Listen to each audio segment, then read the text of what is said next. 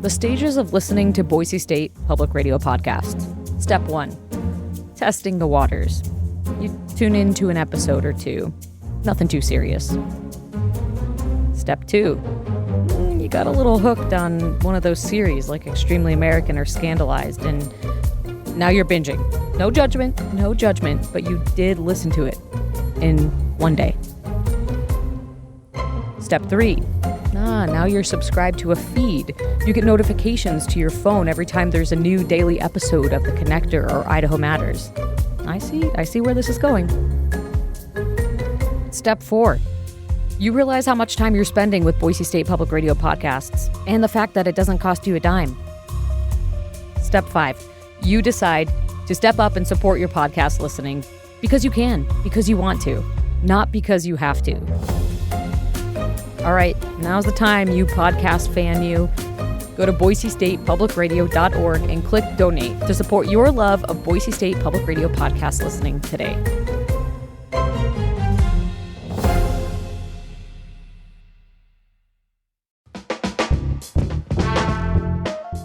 From Boise State Public Radio, this is The Connector. It's Idaho's daily news. Good morning. I'm George Prentice.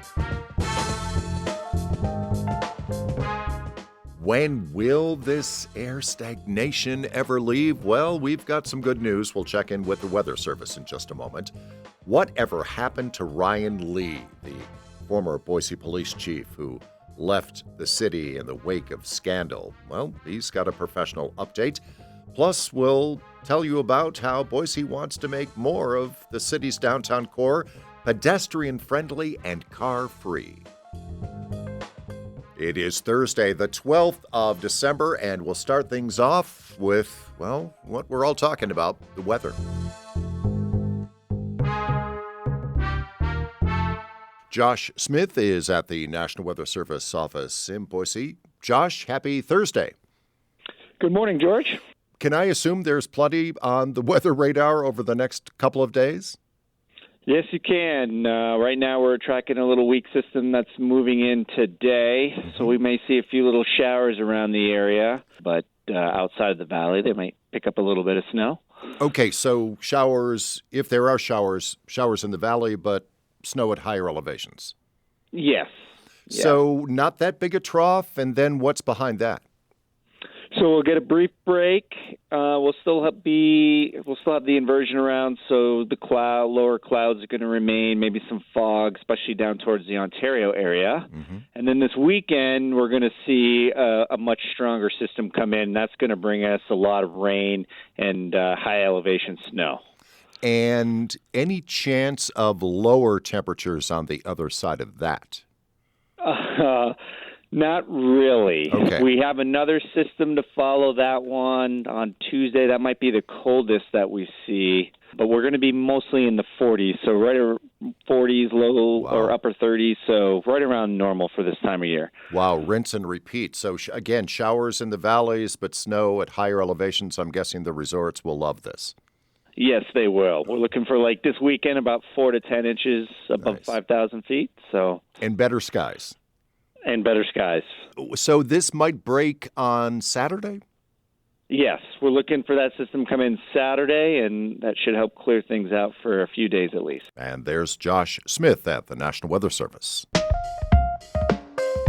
Proposed partners have quickly become adversaries, as Boise-based Albertsons said Wednesday it is now suing Kroger over the failed merger between the two companies. Troy Oppie reports. After multiple courts blocked the proposed merger Tuesday, Albertsons officially terminated the merger agreement and sued for breach of contract. The lawsuit is sealed, but in a news release early Wednesday, Albertsons accused its former partner of not doing everything possible to make the merger successful, including ignoring advice from regulators, not cooperating with Albertsons, and being unwilling to change the plan to divest 579 stores to a third-party company to appease antitrust regulators. Albertsons says that cost the company billions in potential revenue, and they're suing for damages. Kroger, in a statement, said it disagreed with the accusations and blamed Albertsons for, quote, repeated intentional material breaches and interference throughout the merger process. The lawsuit is filed in Delaware's Chancery Court. Troy Oppie, Boise State Public Radio News.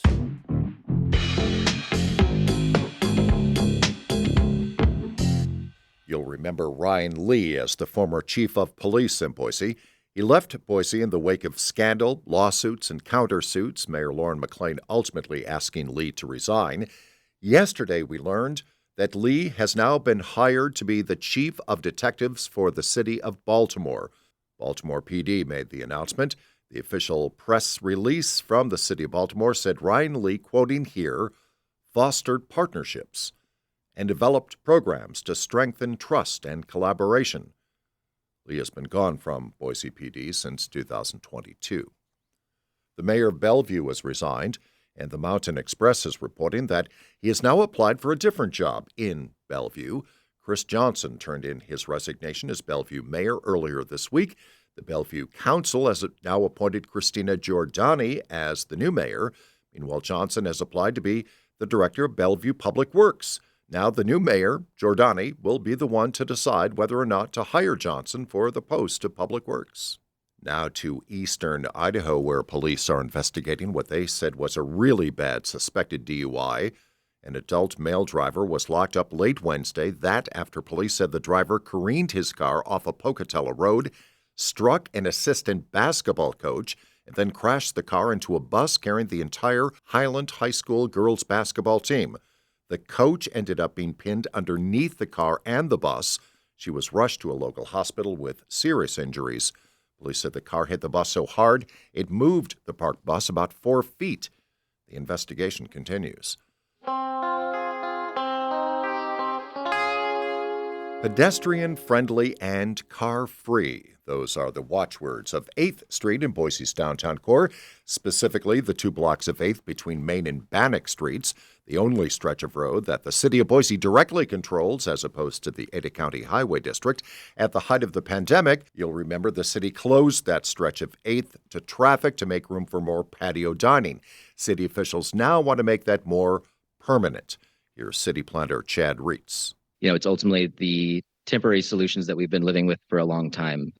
So 8th Street has been close to cars, and ultimately it's been a great success that I think we all want to see continue to succeed. So in order to do that, we're going through more permanent infrastructure upgrades that improves the accessibility for all of our users there. So really it's reorganization and being intentional about growing this area as a pedestrian-friendly and car-free street. The plan is to remove curbing, create a fully flat surface between the front door of businesses and the street. Some lights would be strung for decoration. Then there would be a space for more trees and public seating at the center of the block between Main and Idaho. City council members have given a preliminary thumbs up. The approximate cost of the upgrade would be about $3 million. And that is today's episode of The Connector. I'm George Prentice. We'll see you back here on Friday.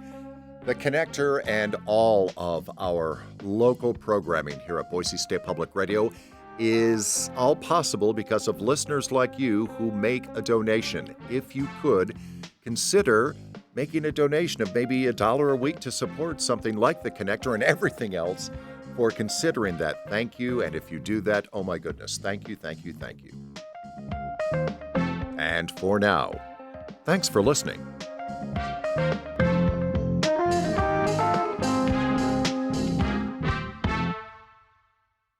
We could all use a little help navigating the news these days. The Consider This podcast wants to give you a hand. 6 days a week, we'll help you make sense of the day's biggest news story and what it means for you in less than 15 minutes. Listen now to the Consider This podcast from NPR.